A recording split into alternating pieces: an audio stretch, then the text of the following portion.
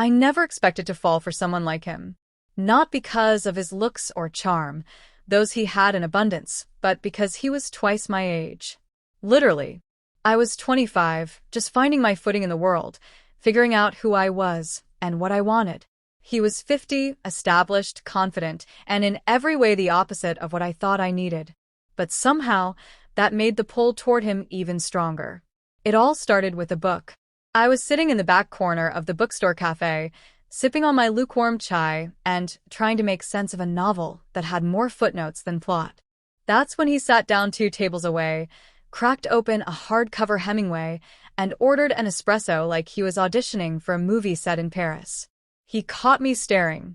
I looked away quickly, cheeks burning, but when I glanced back, he gave me a slight smile, more amused than flirty. I tried to ignore him, focus on my reading, but my mind wandered. He had that kind of presence. Calm. Grounded. Like nothing in the world could shake him. The next day, he was there again. And the day after that. For a week straight, we shared that quiet little space, exchanging nothing more than glances and the occasional nod. Then, on a Friday afternoon, he spoke. "You keep reading books you clearly hate," he said without looking up from his own. "Why do you torture yourself?" I blinked, unsure whether to laugh or feel insulted. Maybe I just like a challenge. He closed his book. Or maybe you're afraid to admit you'd rather be reading something light and fun. That was the beginning. His name was Daniel.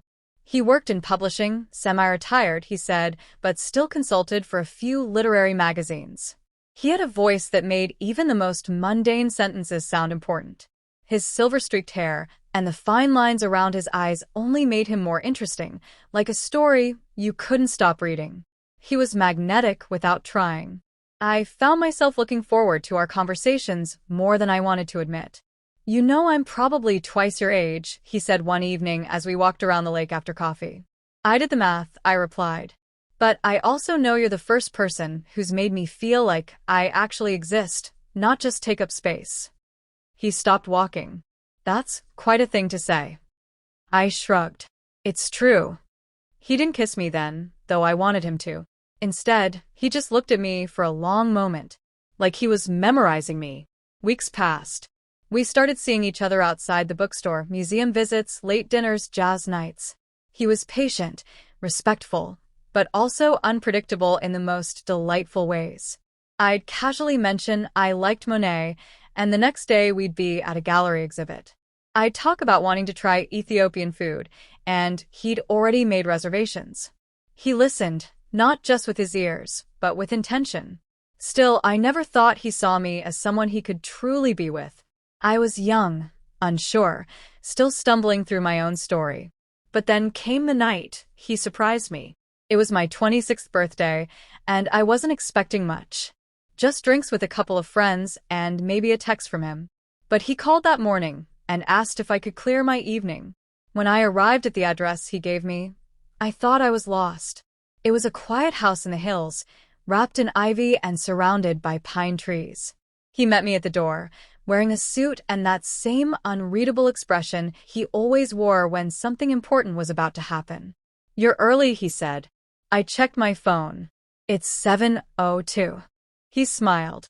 "Right on time, then." Inside, everything was bathed in warm candlelight. A table was set for two. Soft music played. Ella Fitzgerald, I think. My breath caught.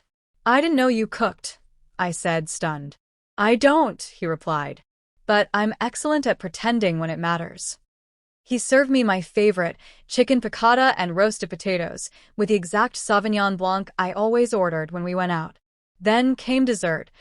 A ridiculous amount of chocolate, just how I liked it.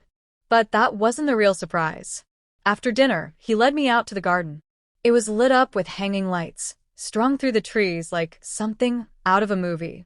A small table sat in the center, and on it, a stack of bound pages. He handed them to me. "I know you've been working on your novel. Thought I'd take a look." I froze. "How did you?" "You left it open on your laptop once." I might have skimmed a few pages.